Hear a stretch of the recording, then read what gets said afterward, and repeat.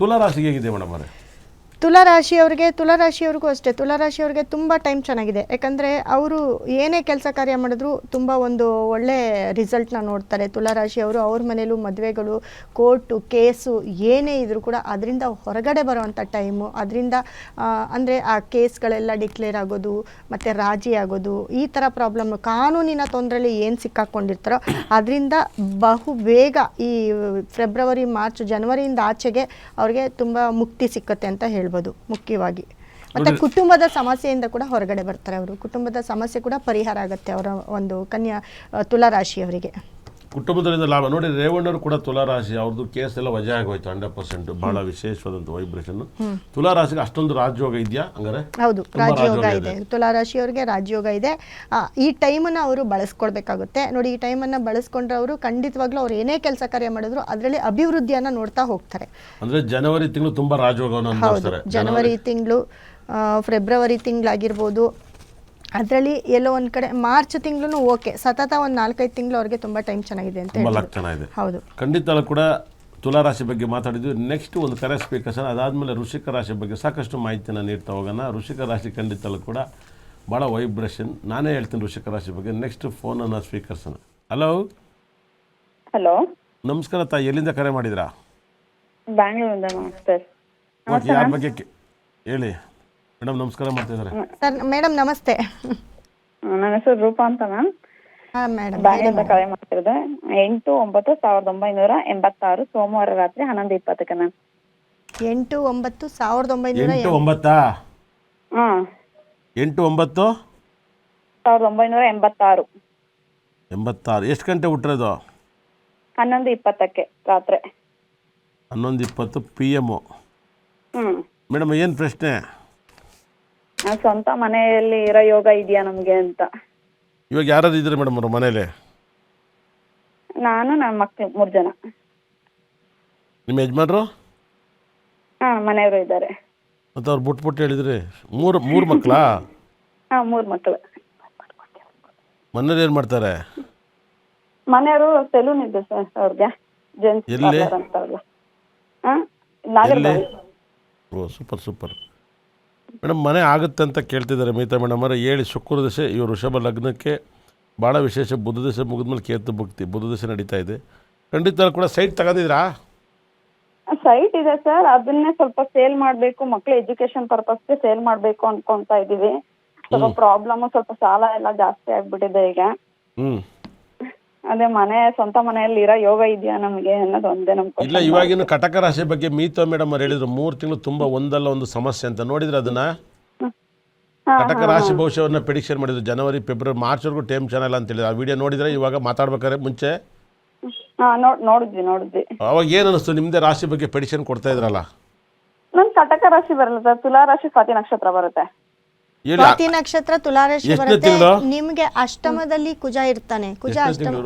ಇವರು 8ನೇ ತಾರೀಕು ಸೆಪ್ಟೆಂಬರ್ ತಿಂಗಳು. 1996. ಹೌದು, 86. 96 ಹಾಕಿ. ಹೇಳಿ ಮೇಡಮ್ ಅವರೇ, ಹೇಳಿ ಇವ್ರ ಬಗ್ಗೆ ಹೇಳಿ. ಸೆಪ್ಟೆಂಬರ್. ಕುಜ ಬಂದು ನಿಮ್ಗೆ ಅಷ್ಟಮದಲ್ಲಿ ಇರ್ತಾನೆ. ಯಾಕಂದ್ರೆ ಅವನು 12ನೇ ಮನೆಯವನು ಕೂಡ ನಿಮ್ಗೆ ಆಗಿರ್ತಾನೆ. ನಿಮ್ಮ ಲಗ್ನಕ್ಕೆ ವ್ಯಯಸ್ಥಾನದವನು ಕೂಡ ಆಗಿರ್ತಾನೆ. ಎಲ್ಲೋ ಒಂದ್ ಕಡೆ ನೀವು ಜಾಗವನ್ನ ಮಾರ್ಕೊಳ್ತೀರಾ, ಅದು ನಿಮಗೆ ದಕ್ಕಲ್ಲ ಅಂತ ಹೇಳುತ್ತೆ. ಯಾಕಂದ್ರೆ ನಿಮ್ಗೆ ನಡೀತಾ ಇರೋ ಟೈಮ್ ಬಂದಾಗ ನೋಡಿ, ನೀವು ಬುಧ ದಶೆಗೆ ಎಂಟರ್ ಆಗಿದ್ದೀರಾ. 2023ರಿಂದ ನಿಮಗೆ ಬುಧ ದಶೆ ನಡೀತಾ ಇದೆ. ಸೊ ಸೂರ್ಯ ಬುಧ ನಿಮ್ಗೆ 4ನೇ ಮನೇಲಿದ್ದಾರೆ. ಇವ್ರಿಗೆ ಮೇಡಮ್ ಅವರೇ ಲಗ್ನಾಧಿಪತಿ 6ನೇ ಮನೇಲಿ ಇದ್ದಾನಲ್ವಾ, ಚಂದ್ರ ಮತ್ತೆ ಶುಕ್ರ. ಆಲ್ಮೋಸ್ಟ್ ಒಂದು ಒಡವೆ ಯಾವ್ದಾದ್ರು ಕಳ್ಕೊಂಡಿದ್ರೆ ಮೇಡಮ್ ಇವತ್ತರೆಗೂ. ಒಡವೆ ಮಾರೋದಾಗಿರ್ಬೋದು, ಇಲ್ಲ ಅಡ ಇಟ್ಟಿರೋದಾಗಿರ್ಬೋದು. ಅದನ್ನೇ ಹೇಳುತ್ತೆ. ಇದನ್ನು ಒಂದು ರೌಂಡ್ ಕಳ್ಕೊಂಡು ನಿಮಗೆ ಇದಾಗುತ್ತೆ. ಆಮೇಲೆ ಮಕ್ಕಳು ಕೇತು ಗ್ರಹ 5ನೇ ಮನೆಯಿಂದ ಮಕ್ಕಳು ಎಲ್ಲರೂ ಪಿಟ್ ಆಗಿದ್ದಾರೆ, ಯಾರು ಒಬ್ರು ಡಿಸ್ಟರ್ಬ್ ಆಗಿದಾರ? ಒಬ್ಳು ಡಿಸ್ಟರ್ಬ್ ಆಗಿದ್ದಾರೆ, ದೊಡ್ಡ ಅವ್ರದೇ ಮೇನ್ ಪ್ರಾಬ್ಲಮ್ ಆಗಿರೋದು. ಅದನ್ನ ಇಲ್ಲಿ 5ನೇ ಮೇಲೆ ಕೇತು ಗ್ರಹ ಇದಾರಲ್ಲ ಮೇಡಮ್ ಅವರೇ, ಅದರಿಂದ ಮಕ್ಕಳು ಡಿಸ್ಟರ್ಬ್ ಆಗಿದ್ದಾರೆ. ಮತ್ತೆ ನಿಮಗೆ ಕುಜ ಅಷ್ಟಮದಲ್ಲಿದ್ದಾನೆ. ಏನೆಲ್ಲ ಮಾಡಿ ಗಂಡ ಹೆಂಡತಿ ಕುತ್ಕೊಂಡು ಏನೇ ಮಾತಾಡೋದು ಸ್ವಲ್ಪ ಕ್ರಾಶ್ ಆಗುತ್ತಾ? ಆಗುತ್ತೆ, ಕ್ರಾಶ್ ಆಗುತ್ತೆ. ಮತ್ತೆ ಯಾಕೆ ಅಂದ್ರೆ ಮೇಡಮ್ ಅವರೇ, ಇಲ್ಲಿ ಮೀತಾ ಮೇಡಮ್ ಅವರೇ, ಇವಾಗ ಶನಿ ಸಪ್ತಮದಲ್ಲಿ ಇದಾರಲ್ವಾ, ಸಪ್ತಮಾಧಿಪತಿ ಅಷ್ಟಮದಕ್ಕೆ ಹೋದಲ್ಲ ಕುಜ. ಇದರಿಂದ ಏನಾಗ್ಬೋದು? ಇಷ್ಟೊಂದು ನೋವನ್ನು ಹೆಂಗೆ ತಡ್ಕೊಂಡಿದ್ದಾರೆ ನೀವು ಮೇಡಮ್? ನೀವು ತುಂಬ ಕಷ್ಟಪಟ್ಟಿರ ಅಂತ ಹೇಳ್ತೈತೆ. ಹೌದು, ನಿಮ್ಮ ನೋವನ್ನ, ನಿಮ್ಮ ಕಣ್ಣೀರು, ಇವಾಗ ನೀರು ಮೀನಲ್ಲಿ ಹತ್ರ ಅಳ್ತೈತೆ ಅಂತ ಗೊತ್ತಾಗಲ್ಲ. ಹಂಗೆ ನಿಮ್ಮ ಹೃದಯ ಅಳ್ತಾ ಇರುತ್ತೆ ಯಾವಾಗಲೂ, ನನಗೆ ಯಾಕಿಂತ ಹಿಂಸೆ ಅಂತ. ಹಂಗಾಗಿತ್ತು ಯಾವಾಗ್ಲಾರವೇ? ಹೌದು. ಹೌದು ಸರ್, ಕರೆಕ್ಟ್ 100ಕ್ಕೆ 100 ನಿಜ ನೀವು ಹೇಳ್ತಾ ಇರೋದೆಲ್ಲ. ಹೌದು, ನಿಮ್ಗೆ ಯಾವಾಗಲೂ ನಾನು ಗೌರ್ಮೆಂಟ್ ಕೆಲಸದವ್ರು ಮದುವೆ ಮಾಡ್ಕೋಬೇಕಾಯ್ತಿಲ್ಲ, ನಮ್ಮ ಮಕ್ಳಿಗೆ ಗೌರ್ಮೆಂಟ್ ಕೆಲಸ ಸೇರಿಸ್ಬೇಕಾಯ್ತು, ಈ ಥರದ್ದು ಏನಾದ್ರು ತಲೆ ಹೊಡಿತಾ? ಯಾವನು ದಿನಕ್ಕೆ ಒಂದ್ಸರಿ ಆದ್ರೂ ಅದು ನನ್ನ ಬಾಯಿಂದ ಬಂದೇ ಬರುತ್ತೆ ಸರ್. ಇದಕ್ಕೆ ಏನಂತಾರೆ ಮೇಡಮ್, ಗುರು ಮತ್ತು ಸೂರ್ಯ ನೋಡ್ತಾನೆ, ಬುಧನ ನೋಡ್ತಾನೆ, ಇದು ದಿವಸಕ್ಕೆ ಒಂದ್ಸಲಾರು ಬಂದೋಗುತ್ತಂತೆ. 3 ಮಕ್ಕಳಾದ್ಮೇಲೆ ಈ ಥರ ಕನಸು ಕಾಣ್ತಾರಂತೆ. ಈ ಕನಸು ದುಃಖಕ್ಕಾಗಿ ಬರ್ತೈತಲ್ವಾ ಮೇಡಮ್ ಅವರೇ?